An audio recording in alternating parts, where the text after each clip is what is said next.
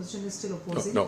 First of all, the opposition has been playing spoil sport now for much longer than we remember.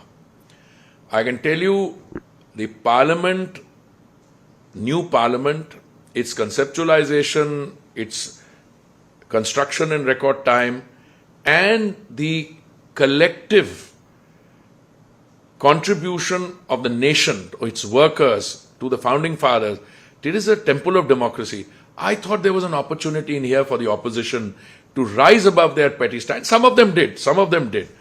You had a very interesting situation there. There were a lot of political opposition there.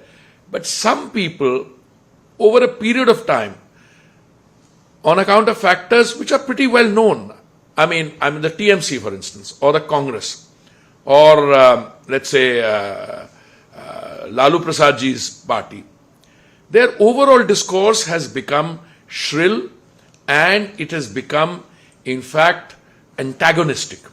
And therefore, I don't think the nation even took note of that. And let me say, I was in that parliament. It was once in a lifetime opportunity, and I am really grateful to God that, one was there at that point of time and has been associated with it. Do you think anybody bothered whether Mr. X was there or Mr. Y was there?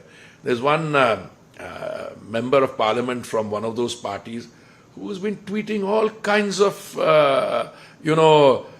nonsense on it. Is he taken seriously? No, even if there was a, place for, theatrics of the, bizarre comedy type, even there they wouldn't take him seriously. Today, what is happening? Parliament is merely symbolic. It is a temple of democracy. But look at where the country has come in the last 9 years. You were the 10th largest economy or the 5th largest economy. Today, you are slowly but surely on your way to becoming the 3rd largest economy if this rate of growth continues. And who knows, by 2024, 2025, and you are going from that on to a 7, 8, $10 trillion economy. Per capita income has gone up in this country, doubled since 2014 and now. The figures I'm getting you, if you go by the Ernst & Young projection, by 2040, you will be a $28 trillion economy. What the Honorable Prime Minister said was, Viksit Desh, developed country by 2047 on Amrit Kal. My submission to you, madam, is that you will be a developed country before 2047. Why? Because all the indices of a developed country, your size of your economy, the GDP, the role of education, health, social sector, all that is improving. I mean, how many countries in the world, how many were able to produce 224 crore vaccine doses and distribute them free, send them also to a large number of countries outside India? So I think it's a really moment of great joy. I know there is part of human nature, when something is going well, you want to throw in a discordant note, make it shrill, because you have other issues to weigh. But I don't think that detracts. When the history of this period is written, I don't think these people will even find a footnote mention in that. You're speaking about the economy, speaking about the $5 trillion economy that the Prime Minister has spoken about, the way forward. But it seems that a former finance minister, Mr. P. Chidambaram, is not convinced, and he's put out a series of tweets questioning the government in terms of the numbers. I'll tell you something about Mr. Chidambaram. I had the privilege of working for him. With due respect, I want to tell him, I just want to pick on one thing he has said.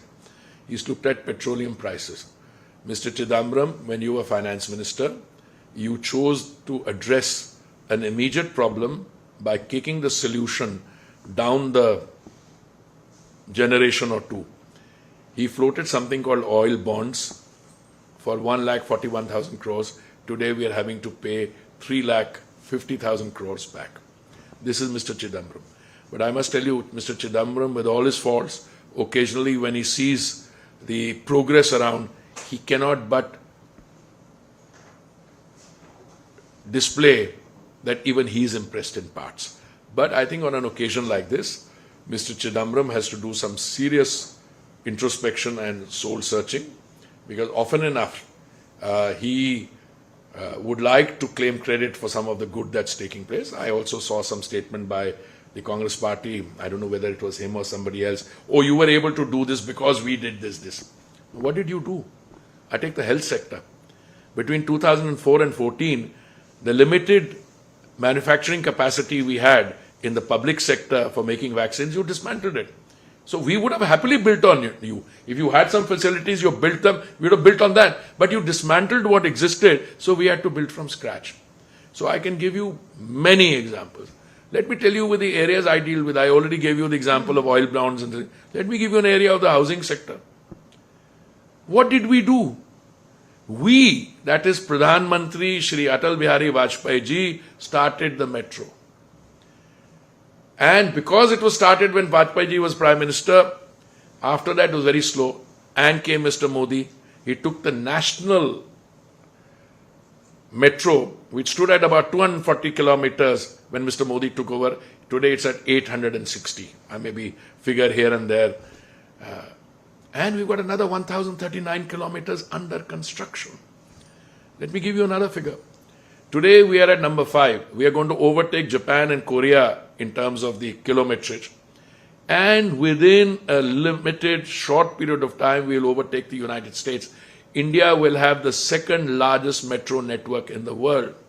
Let me give you our petroleum refining capacity. We today have 252 million metric tons per annum. We are going to take it up to, we are at number 4 if I'm not mistaken. We will take it up to 450 million metric tons per annum, which I think will be the second largest in the world. So India is on the march. The new India that the Honorable Prime Minister has envisaged, that is showing results on the ground. Those figures are, look at the number of Jan Dhan accounts, look at the kind of payouts that is taking place under Fasal Bima Yojana. I mean, you name any sector. But the whole thing is, it is couched in the philosophy of governance, Sushasan, Samaj Seva, and it is targeted at those who are the most vulnerable part. In fact, when we talk about, and I spent 39 years in the Foreign Service, when you talk about development, I can say with confidence, the Sustainable Development Goals of the United Nations will succeed because India will succeed. And India will succeed, and thereby the SDG global success will take place. You've been in the foreign services, you've served as ambassador in the past as well. What difference do you see the way the world looks at Narendra Modi and India 2014 onwards as well? If you're asking me this question on the 30th of May, you're making it easy for me. The Honorable Prime Minister has just come back from a 3-nation tour. Japan, the South Pacific, Papua New Guinea and Australia. Forget about the respect he got at the G7. I mean, the Prime Minister being received warmly by the President of the United States, who tells him, look, you're coming to DC next month and I'm receiving so many requests for attending your state dinner that I'm having difficulty in accommodating, and then I'm going to ask for the autograph. Put it aside. The Prime Minister of Australia says, Mr. Prime Minister, I've never seen this kind of a crowd in the Sydney Opera House. The only time I saw something resembling this was when Bruce Springsteen played there, and then said Modi is the boss.